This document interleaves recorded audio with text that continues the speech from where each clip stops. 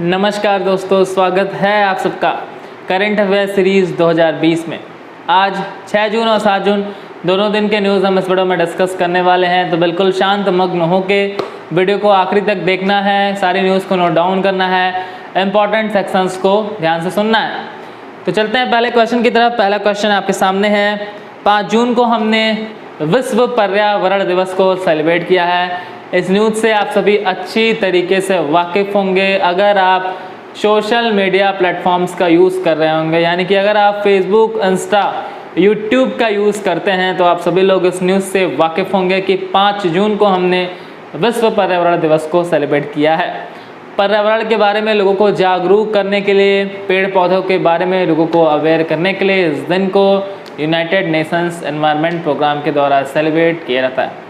बात करें कि इस वर्ष इसकी थीम क्या रही है, तो इस वर्ष विश्व पर्यावरण दिवस की थीम रही है बायोडाइवर्सिटी, यानी कि जैव विविधता। 1972 में असल में यूनाइटेड नेशन जनरल असेंबली के दौरान पर्यावरण पर एक सम्मेलन आयोजित किया था और तभी ये डिसाइड किया गया था कि हम 5 जून को हर वर्ष विश्व पर्यावरण दिवस को सेलिब्रेट करेंगे। और फिर उसके बाद UNEP यानी कि यूनाइटेड नेशंस एनवायरनमेंट प्रोग्राम की इस्टेब्लिशमेंट की गई थी।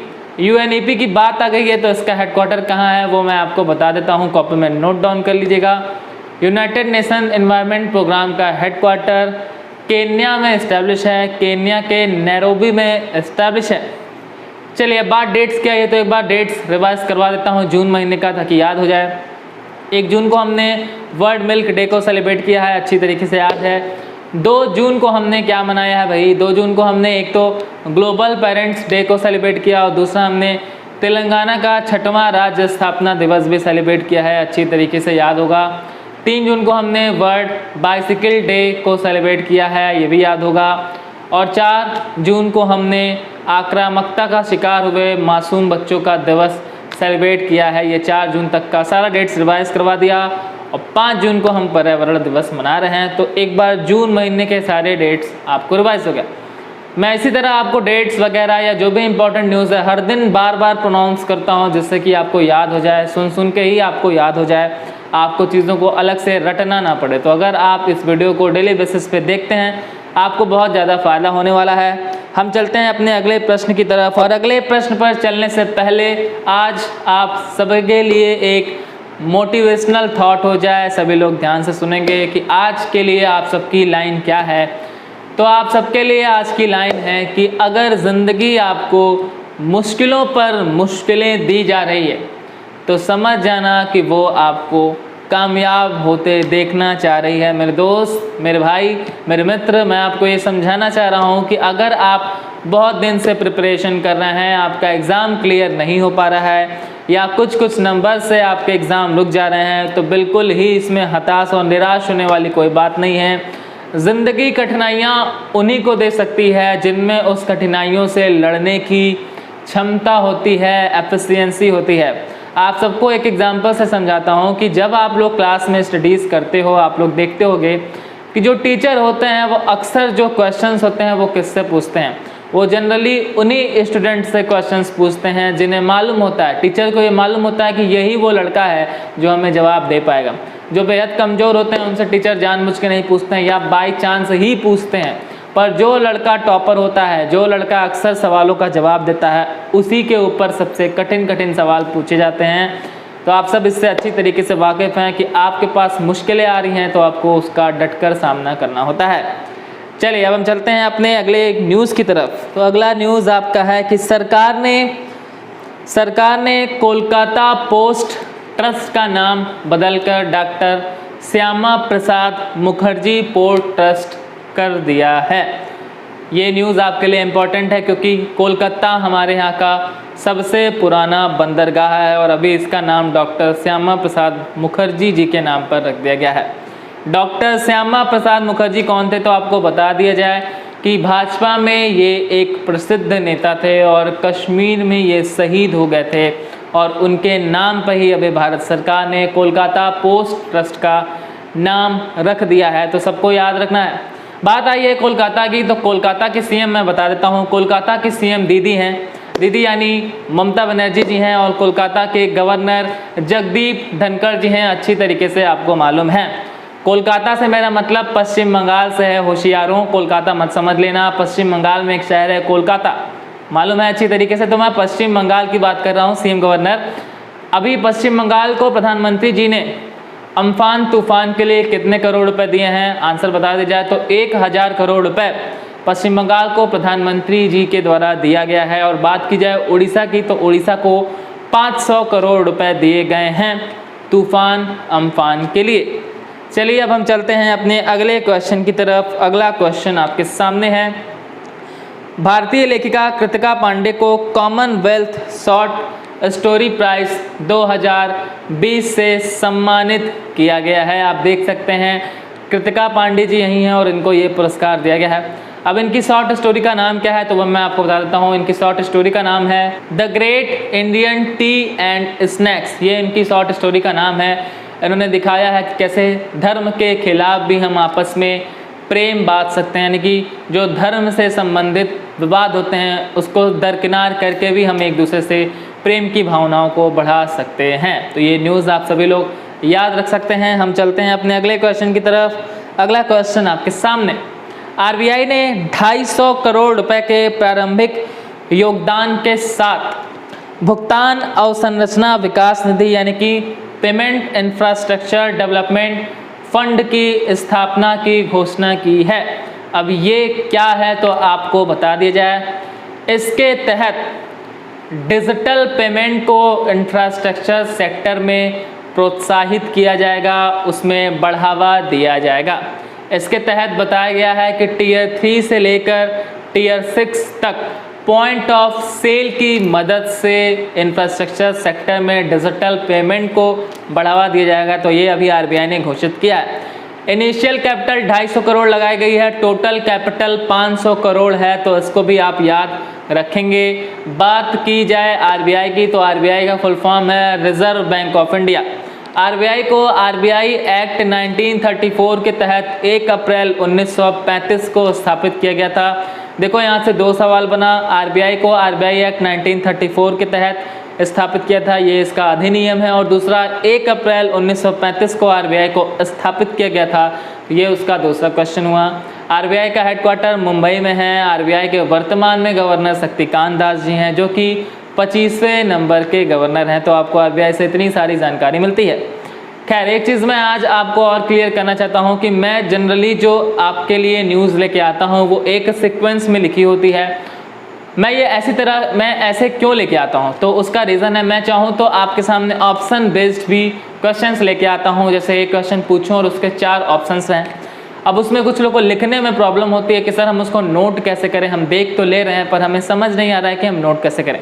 तो ये जो मेरा प्रोसेस है कि मैं आपको एक लिखाया न्यूज़ लेके आता हूँ, जैसे कि आप उसको बिल्कुल सीधे तौर पर कॉपी में नोट डाउन कर सकते हैं। तो ये कार्य आप लोग के लिए किया गया है। अगर आप लोग चाहते हैं कि मैं ऑप्शन बेस्ड क्वेश्चंस लेके आऊँ तो उसमें मुझे बता दीजिएगा, मैं ऑप्शन बेस्ड क्वेश्चंस लेके आऊँगा। हो सकता है तब उससे आपको नोट डाउन करने में थोड़ी सी प्रॉब्लम हो सकती है। खैर चलिए बताइएगा, जैसा होगा। मैं चलता हूँ अगले क्वेश्चन की तरफ। अगला क्वेश्चन आपके सामने ये रहा, राजीव टुपनो को वर्ल्ड बैंक के कार्यकारी निदेशक का वरिष्ठ सलाहकार अपॉइंट किया गया है, सीनियर एडवाइज़र अपॉइंट कर दिया गया है वर्ल्ड बैंक के एग्जीक्यूटिव डायरेक्टर का। और यहाँ से एक प्रश्न आपको और बता दिया जाए कि WTO के स्थायी मिशन ऑफ इंडिया के रूप में ब्रजेंद्र नवनीत जी को नियुक्त किया गया है। तो दोनों नाम आपके लिए इंपॉर्टेंट हैं, दोनों नाम को कॉपी में फटाक से नोट डाउन कर लीजिएगा। अब बात की जाए जरा कि वर्ल्ड बैंक की बात कर ली जाए तो वर्ल्ड बैंक को ब्रिटेन वुड्स सम्मेलन के दौरान 1944 में इस्टेब्लिश किया गया था। इसका हेडक्वार्टर अमेरिका के वाशिंगटन DC में इस्टेब्लिश है। वर्तमान में वर्ल्ड बैंक के प्रेसिडेंट डेविड मलपास जी हैं तथा वर्तमान में वर्ल्ड बैंक की MD हमारी इंडियन अंशुला कांत जी हैं। तो वर्ल्ड बैंक से आपको इतनी सारी जानकारी मिलती है। बात की जाए WTO की तो इसका फुल फॉर्म है वर्ल्ड ट्रेड ऑर्गेनाइजेशन यानी कि विश्व व्यापार संगठन। इसका हेडक्वार्टर कहाँ पे है, तो इसका हेडक्वार्टर स्विट्जरलैंड के जिनेवा में इस्टेब्लिश है। तो आपको इतनी जानकारी WTO से मिलती है। देखो मैं क्वेश्चन सेलेक्टेड लेके आता हूँ, मैं क्वेश्चंस वही दोहराता हूँ जो आपके एग्जाम में आते हैं। अब हेडक्वार्टर से आपके हर एग्जाम में सवाल बनते हैं कि इनका हेडक्वार्टर कहाँ है, फलाना का धमाका का हेडक्वार्टर कहाँ है। तो ये डिपेंड करता है कि आप कैसे क्वेश्चंस पढ़ते हो। हर दिन के 25 न्यूज़ आते हैं, आप 25 न्यूज़ नोट करो, फिर दिन भर करंट ही पढ़ते रहना और बाकी सब्जेक्ट्स के लिए टाइम नहीं मिलेगा, फिर एग्जाम नहीं क्लियर होगा तो परेशान हो जाना। इसलिए मैं कहता हूं कि आप अपना टाइम वेस्ट करेंगे सारे क्वेश्चंस को उतारने में या सेलेक्ट करने में, इससे अच्छा मैं आपको ऑलरेडी सेलेक्टेड न्यूज़ प्रोवाइड करवा देता हूं इस वीडियो के माध्यम से। तो ये आपके ऊपर है कि आप क्या चाह रहे हैं। आप चाहें तो बहुत जगह से नोट कर सकते हैं, वो आपके ऊपर है। अगर आपके पास बहुत सारा टाइम है तो वो करिए, अदरवाइज़ मैं आपको मटेरियल प्रोवाइड करवा दे रहा हूँ, क्योंकि बहुत सारे एग्ज़ाम्स का पैटर्न मुझे पता है। मैं खुद एग्ज़ाम्स में आज भी शामिल होता हूँ और मैंने बहुत सारे एग्ज़ाम्स दिए भी हैं और उसके हिसाब से मुझे पैटर्न पता है कि जीए में जनरल अवेयरनेस में किस प्रकार के क्वेश्चंस आते हैं। तो आपको ध्यान से इस वीडियो को देखना होता है। चलिए खैर हम चलते हैं अपने अगले क्वेश्चन की तरफ। अगला क्वेश्चन आपके सामने आ चुका है। देखिए, इंडसिंध बैंक ने मोबाइल से करंट अकाउंट खोलने के लिए एक ऐप इंडस कॉर्पोरेट को लॉन्च किया है। यानी अब आप इंडस कॉर्पोरेट एप्लीकेशन का यूज़ करके इंडसिंध बैंक में अपना करंट अकाउंट ऑनलाइन रूप से खुलवा सकते हैं। तो एक बहुत ही अच्छा नया इन्होंने इनिशिएटिव शुरू किया है। बात की जाए इंडसिंध बैंक की तो उसका हेडक्वार्टर मुंबई में इस्टेब्लिश है। वर्तमान में इसके सीईओ सुमंत कथपालिया जी हैं। इसकी टैगलाइन है we make you feel richer. चलिए अब हम चलते हैं अपने अगले क्वेश्चन की तरफ। अगला क्वेश्चन आपके सामने, एचआरडी मंत्रालय और आवास एवं शहरी मंत्रालय द्वारा मिलकर तुलिप प्रोग्राम को शुरू किया गया है। अब तुलिप प्रोग्राम क्या है तो इसका फुल फॉर्म है the urban learning internship programme. अब इसके तहत क्या होगा तो आपको बता दिया जाए। इसके तहत स्नातक किए हुए विद्यार्थियों को यानी कि ग्रेजुएट हो चुके स्टूडेंट्स को आगे और पढ़ाई करने के अवसर दिए जाएंगे और आगे इंटर्नशिप का मौका दिया जाएगा। तो यह भी एचआरडी मिनिस्ट्री और आवास और शहरी मंत्रालय के द्वारा शुरू किया गया है। दोनों मंत्रालय को आप याद रखेंगे। बात की जाए कि ये दोनों मंत्रालय किनके पास हैं तो एचआरडी मिनिस्टर रमेश पोखरियाल निशंक साहब हैं और वर्तमान में शहरी एवं आवास मंत्री हरदीप सिंह पुरी जी हैं। चलिए अब हम चलते हैं अपने अगले क्वेश्चन की तरफ। अगला क्वेश्चन आपके सामने, वर्चुअल ग्लोबल वैक्सीन समिट 2020 की मेजबानी ब्रिटेन के पीएम बोरिस जॉनसन द्वारा की गई है। आप सबको बता दिया जाए कि भारत के तरफ से हमारे प्रधानमंत्री श्री नरेंद्र मोदी जी के द्वारा भारत का प्रतिनिधित्व किया गया है और इस पे ये चर्चा की गई है कि कैसे हम बहुत ही गंभीर डिसीज़ के हम वैक्सीन को विकसित कर सकते हैं। जैसा कि आप सबको पता है अभी कोविड-19 के वैक्सीन पर भी चर्चा की जा रही है, रिसर्च किया जा रहा है। इसमें भारत सरकार ने $15 मिलियन का योगदान दिया है। तो ये भी आप सबके लिए एक इम्पॉर्टेंट न्यूज़ है, सब लोग याद कर लीजिएगा। इसमें अप्रॉक्सीमेट 50+ देशों ने पार्टिसिपेट किया है। चलो हम चलते हैं अपने अगले क्वेश्चन की तरफ। अगला क्वेश्चन आपके सामने है, केरल ने अपनी परियोजना के-फॉन यानी कि Kerala fibre optic network broadband योजना को दिसंबर 2020 में शुरू करने की घोषणा कर दी है। अब इसके तहत गरीबी रेखा से नीचे रहने वालों को मुफ्त में ब्रॉडबैंड इंटरनेट प्रोवाइड कराया जाएगा, जिससे कि अगर ये योजना दिसंबर 2020 में शुरू होगी और अगर ये सफल हो जाती है तो केरल पहला ऐसा राज्य बन जाएगा जो गरीबी रेखा से नीचे रहने वाले लोगों को भी फ्री में ब्रॉडबैंड इंटरनेट प्रोवाइड करवा पाएगा। आपकी जानकारी के लिए मैं बता दूं, इसमें कुल 1500 करोड़ रुपए की इन्वेस्टमेंट की जा रही है। अब बात केरल की आई है तो एक बार केरल की चर्चा कर ली जाए। केरल के सीएम पी विजयन है तथा गवर्नर आरिफ मोहम्मद खान हैं। चलिए अब हम चलते हैं अपने अगले क्वेश्चन की तरफ। अगला क्वेश्चन आपके सामने, एथलेटिक्स फेडरेशन ऑफ इंडिया ने देश के सर्वोच्च खेल सम्मान राजीव गांधी खेल रत्न पुरस्कार के लिए भाला फेंक नीरज चोपड़ा जी को नामित किया है। तो ये बहुत इंपॉर्टेंट क्वेश्चन है। नीरज चोपड़ा जी भाला फेंक से संबंधित हैं, ये भी आप सभी लोग याद रखेंगे। चलिए अब हम चलते हैं अपने अगले प्रश्न की तरफ। अगला प्रश्न है आपके सामने, फ्रांस ने कोविड-19 और तूफान अम्फान के लिए भारत को $200 मिलियन के ऋण देने की घोषणा की है।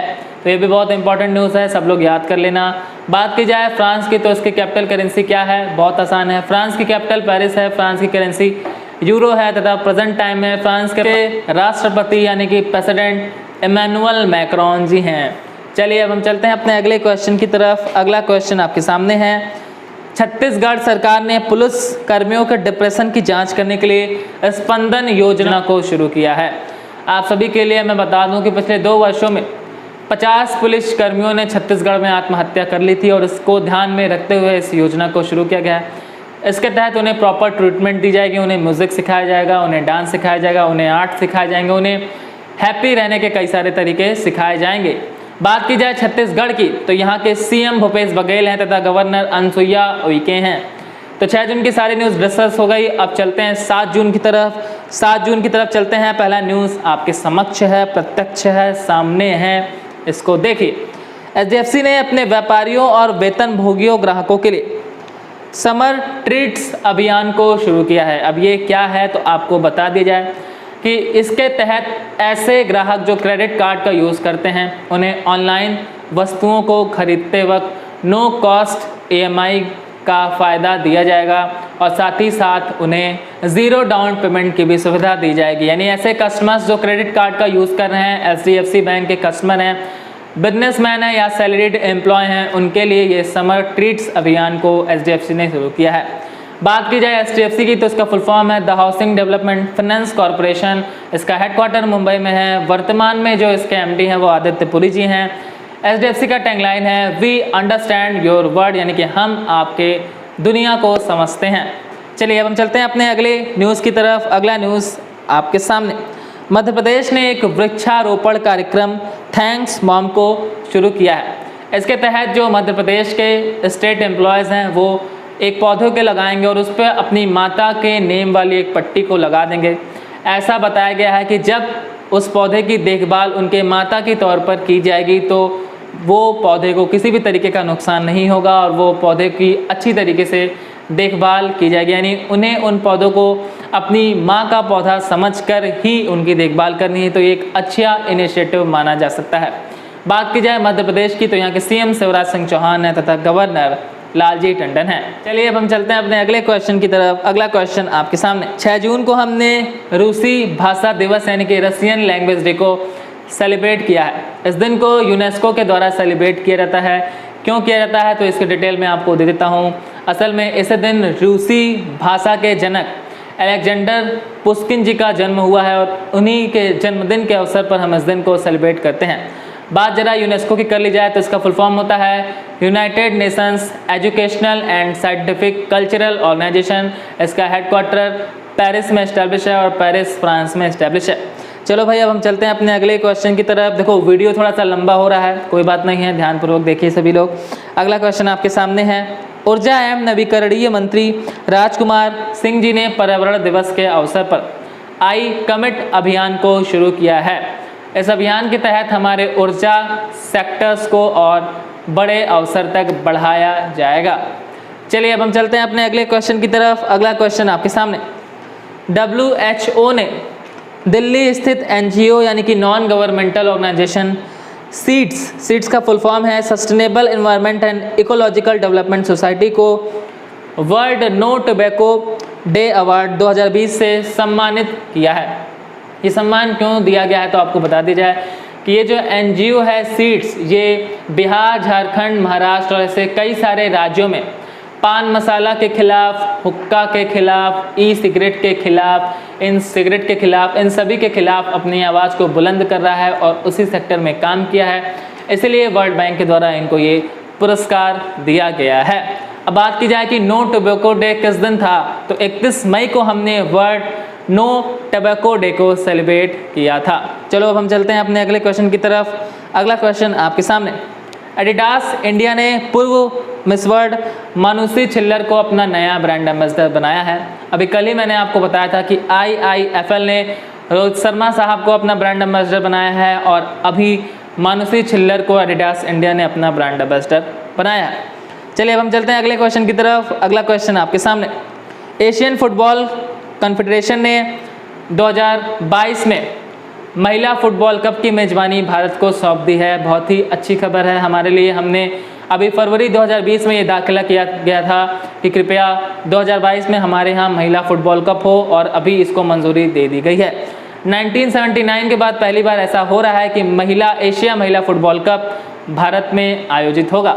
चलिए अब हम चलते हैं अगले क्वेश्चन की तरफ। अगला क्वेश्चन आपके सामने, राहुल श्रीवास्तव को रोमानिया में भारत के अगले एम्बेसडर के रूप में अपॉइंट किया गया है। एम्बेसडर मैंने आपको बताया था कि क्या कार्य करते हैं, नहीं मालूम है तो मेरी प्रीवियस वीडियोस जाके देख लीजिएगा, आपको पता चल जाएगा कि राजदूत क्या कार्य करते हैं। बात की जाए रोमानिया की तो यहाँ की कैपिटल बुखारेस्ट है तथा करेंसी लू है, यानी कि लू लगने के कारण आपको रोम में बुखार हो गया, तो ये एक छोटी सी शॉर्ट ट्रिक है जो आप याद कर सकते हैं। रोमानिया की कैपिटल बुखारेस्ट है, करेंसी लू है। अब ब्रांड एम्बेसडर्स की बात आई है, एम्बेसडर्स की बात आई है, तो अभी कुछ दिन पहले मैंने आपको 3-4 देशों में नए अपॉइंटेड हुए एम्बेसडर्स के बारे में बताया है।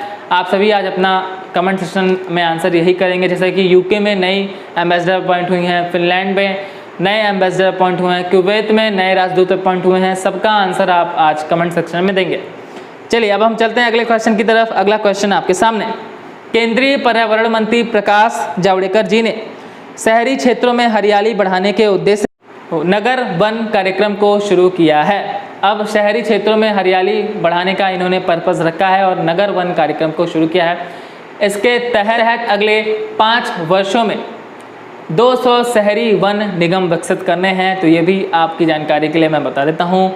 अब मैं चलता हूँ अगले क्वेश्चन की तरफ। अगला क्वेश्चन आपके सामने, जम्मू एंड कश्मीर ने सरकारी कर्मचारियों के लिए एक सैलरी ट्रैकर मोबाइल ऐप माई वेतन को लॉन्च किया है। इस एप्लीकेशन के थ्रू सरकारी कर्मचारी ये जान सकते हैं कि उनके अकाउंट में कितना पैसा है।